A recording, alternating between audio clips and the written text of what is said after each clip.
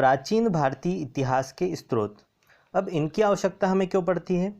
क्योंकि प्राचीन काल में प्राचीन लोगों के पास ऐसी कोई टेक्नोलॉजी तो थी नहीं कि वो वीडियो उस समय बना ले और हमें पता चल जाए कि उस समय किस प्रकार के लोग खाना खाया करते थे, किस प्रकार के बर्तनों में खाना खाया करते थे, किस प्रकार के कपड़े वे पहना करते थे। उस समय सामाजिक व्यवस्था किस प्रकार की थी, राजनीतिक व्यवस्था किस प्रकार की थी, उस समय राजा होता था या नहीं होता था, उस समय जनसंख्या नगरों में निवास करती थी या फिर कबीले में रहा करते थे लोग।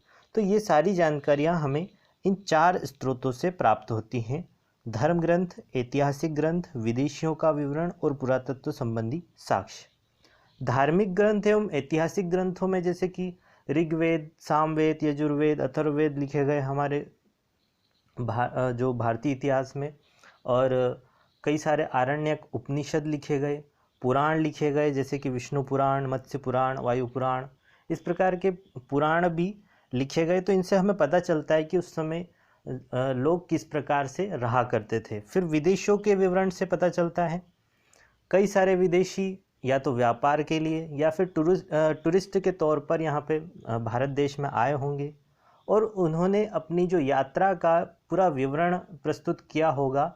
और कहीं ना कहीं वे भारत के किसी क्षेत्र के संपर्क में या फिर किसी राजा के संपर्क में या किसी व्यक्ति विशेष के संपर्क में वे जरूर आए होंगे और उन्होंने जब अपनी यात्रा का वर्णन कहीं प्रस्तुत किया होगा, वहाँ से हमें पता चलता है कि प्राचीन काल के लोग, जो भारतीय प्राचीन काल के लोग थे, वो किस प्रकार से निवास किया करते थे। फिर है पुरातत्व संबंधी साक्ष्य।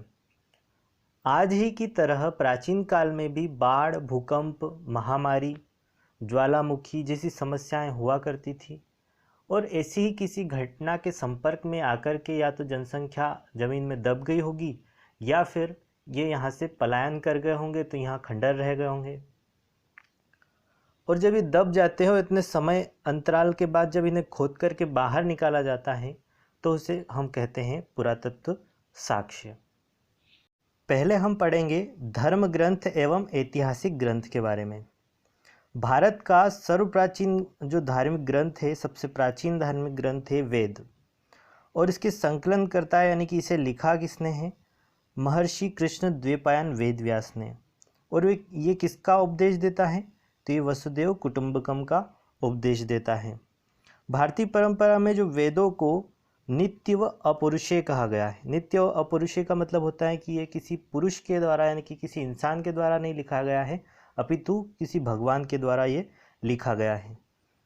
वेद 4 प्रकार के होते हैं और इन्हें संहिता कहा जाता है: ऋग्वेद, यजुर्वेद, सामवेद और अथर्ववेद। हमारी अगली वीडियो है ऋग्वेद के बारे में, जिसकी लिंक आपको डिस्क्रिप्शन बॉक्स में मिल जाएगी। और नॉलेजेबल वीडियोस के लिए शेयर, सब्सक्राइब एंड लाइक करें। मिलते हैं अगली वीडियो में।